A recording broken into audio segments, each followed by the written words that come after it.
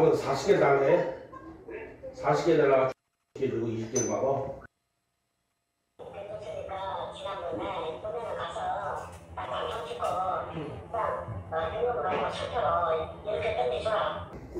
그럼 30개 받으면 되겠네. 딱 현금 딱 갖다 놓고 20억 갖다 놓고 예?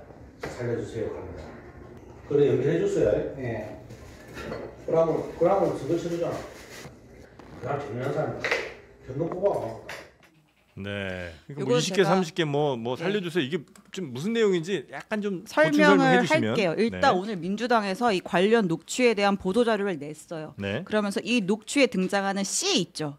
이 C가 추경호 국민의힘 원내대표다라고 이제 민주당이 공개를 했어요. 주장을 했어요. 그러니까 뭐냐면 2018년 지방선거 당시에 이제 달성 군수로 나가려고 했던 조성재라고 하는 인물이 있는데 이 사람이 민주당의 녹취에 담긴 그런 내용에 대한 주장인데 이 사람이 출마를 하기 위해서 추경호 원내대표한테 20억을 줬다라는 거예요.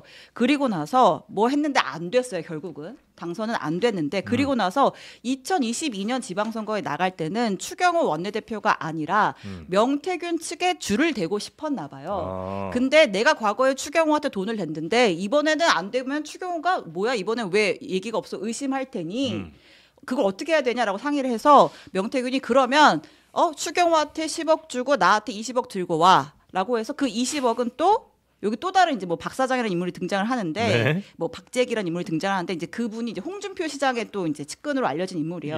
해가지고 그 20억은 홍준표 대표한테 이렇게 보낼 거야.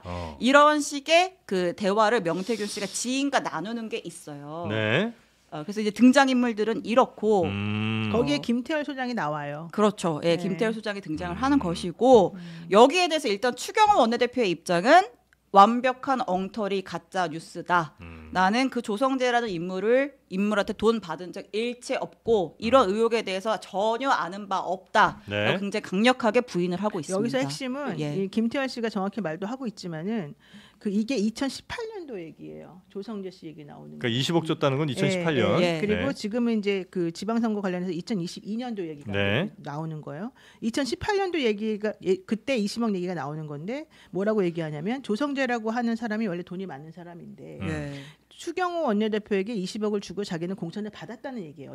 어쨌든 간에 그랬는데 조성재가 나온다고 하니까 그 당시에 자유한국당인가 그쪽이 당에 있던 사람이 탈당을 해요. 무슨 저런 사람을 공천을 주고 나를 안 주냐 이러면서 그 사람이 무소속으로 나가요. 근데 무소속으로 나간 그 사람이 돼요.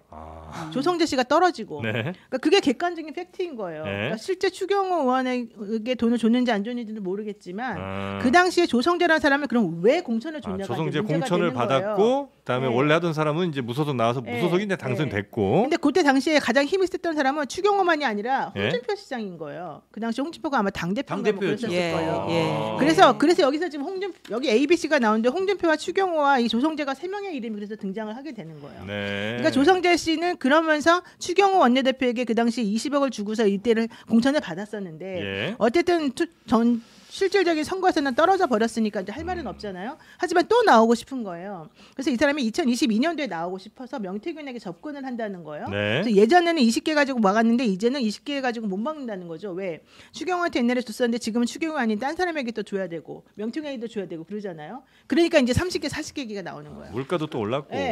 그리고 홍에게도 나눠줘야 되고. 그러니까 이거 자기 얘기에 무조건. 그 홍에게도 나눠줘야 되고 명태균도 줘야 되고 누구도 줘야 되고 이러니까 나눠줘야 되니까 금액이 올라가는 거잖아요. 그래서 제가 물어봤어요. 아니 세상에 무슨 군수자리 하나 얻겠다고 그렇게 돈을 많이 쓰면 그게 무슨 수지가 맞냐. 하나도 안 맞을 것 같은데 그랬어요. 그때 하는 말이 지방은 안 그렇다는 거예요. 지방은 군수자리 하나 하게 되면 그 해에 100억을 뚫을 수 있다. 이게 이제 기본이래요. 물론 사실인지 아닌지 모르겠습니다. 그래서 내가 어떻게 그게 가능하냐 그랬더니 뭐 연마을하고 우리마을하고 뒤에 터널을 막혀 있으면 터널 하나만 뚫어버리면 오히려 된다. 뭐 이런 식의 그런 사업에 관한 얘기를 하더라고요. 그러니까 중요한 건 그런 식으로 그런 군수자리든 뭐든지 자리를 하나 받으면 이 정도 금액을 투자해가지고 그 자리 얻어가지고 거기서 무슨 사업할 수 있는 게 생기기 때문에 괜찮다는 게 이들의 주장이었어요. 그러면서 이것의 신빙성에 대해서 설명을 해줬는데 20억 30억 들여서 100억 벌면 뭐 수지는 맞는 얘기죠. 근데 부정한 방법이잖아요. 완전히 잘못된 거죠. 당연히 그러니까 이제 이거에 관련된 사람들이 그러니까 나는 전혀 상관없다. 홍준표 시장 난 전혀 상관없다. 그다음에 또 아까 말한 추경호 의원 정말 말이 안 된다. 이런 소리 하는 건데 문제는 여기에 등장하는 다른 인물들이 사실은 사실적으로 한 게 많다는 거예요. 아까 말한 박재기라는 사람도 그렇고 실제 매우 중요한 인물들이 개발 많이 되고 뭐 이런 동네는 예전 뭐 용인 이런 데도 보면 뭐 몇 명 많이 갔잖아요. 구속 많이 됐죠. 그러니까 그게 그렇게 개발되고 공사 많이 하면 어쩔 수 없이 그런 사람들이 이권에 개입되는 경우가 많은 것 같긴 하더라고요. 과거에는. 그렇죠. 지금은 모르겠습니다만. 서변도 그렇고 저도 이제 대구 사람입니다만 이제 달성군이 대구 광역시 달성군이에요. 광역시에 소속되어 있는 군에는 예산 지원이 상당히 많이 가고요. 여기가 이제 공단 지역도 있고 해서 신도시 개발이라든가 여러 가지가 많이 있는 곳은 사실입니다만 설마 이게 뭐 사실이에요. 저도 이렇게 의심이 들긴 합니다. 근데 이제 이게 이 스토리 구성을 보면요. 명태균 씨 이야기가 다 완전 뻥은 아니에요. 스토리도 잘 맞고 이 생각을 해보면 이런 거 아닙니까? 2018년에 자유한국당 공천으로 이분이 군수에 나가서 떨어졌다. 그러면 후보 경쟁력이 없는 사람인 거예요. 그렇죠. 이른바 이제 호남과 영남이 텃밭인데 공천만 받으면 당선된다고 하는데 그런 지역에서 공천 받고 나가가지고 무소속한테 절어졌다. 그러면 후보 경쟁력이 없는 사람을 왜 공천 줬느냐? 라는 질문을 할 수밖에 없는 거예요. 어지간하면 됐을 텐데. 그렇죠. 어지간하면 될 텐데. 물론 뭐 민주당도 신안에 민주당 공천 받아서 3등, 4등 떨어진 사람이 있습니다만은 이런 것들은 한번 제가 봤을 때는 의심의 여지는 충분히 있는 것 같아요. 만약에 이제 정말 그 정도로 별로 자격 없고 인기도 없는 사람인데 만약 자기가 군수를 하고 싶으면 돈을 많이 내긴 내야 되겠네요. 이거 과거에 있던 행태지. 저는 요즘도 이런 일이 과연 있을까라는 뭐 의심은 듭니다. 근데 이게 2018년도 일이니까. 저는 이게 제가 조금 전에 명태균이가 뭐 검사장 3명을 다 충성 맹세. 이거보다 이게 더 황당무계한 이야기입니다. 이건 더 황당하다. 그 검사장들이 명태균이가 뭐 김영선 앞에 충성한다. 그 말을 믿을 국민이 법조인들은 안 믿어요. 근데 지금 뭐 군수하면 1년에 100억 번다고요?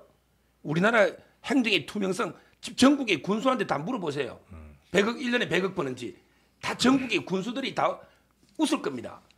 이런 걸 이게 좀 다룬다는 자체가 황당하고요.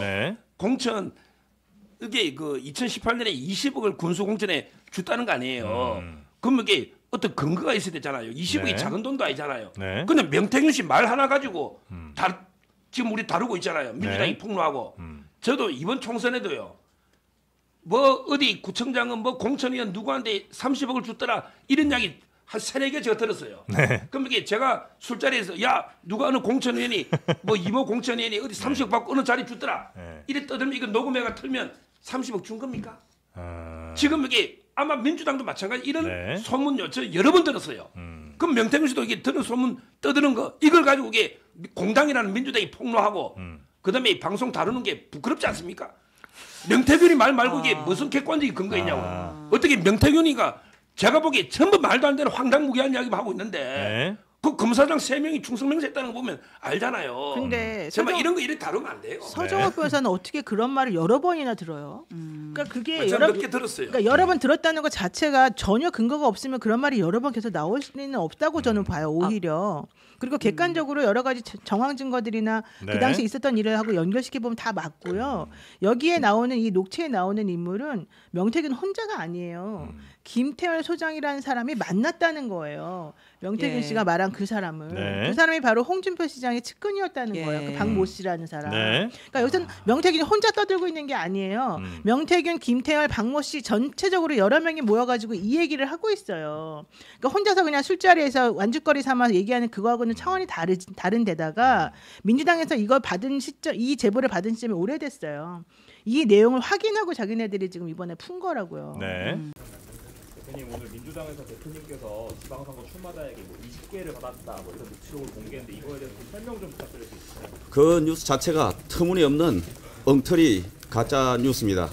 제가 어제 그 저녁 무렵에 그 이야기를 듣고 SBS로부터 그 이야기를 들었습니다. 그래서 자초지종 설명을 했고 저도 전혀 모르는 엉터리 가짜 뉴스라는 얘기를 분명히 했고 어제 S의 보도에 따르면 뒷부분에 명태균 씨와 명태균 씨 변호인으로부터 거짓이라 하는 보도까지 하면서 그런 보도를 어제 단독으로 한 거에 대해서 매우 유감스럽게 생각한다는 말씀을 드립니다.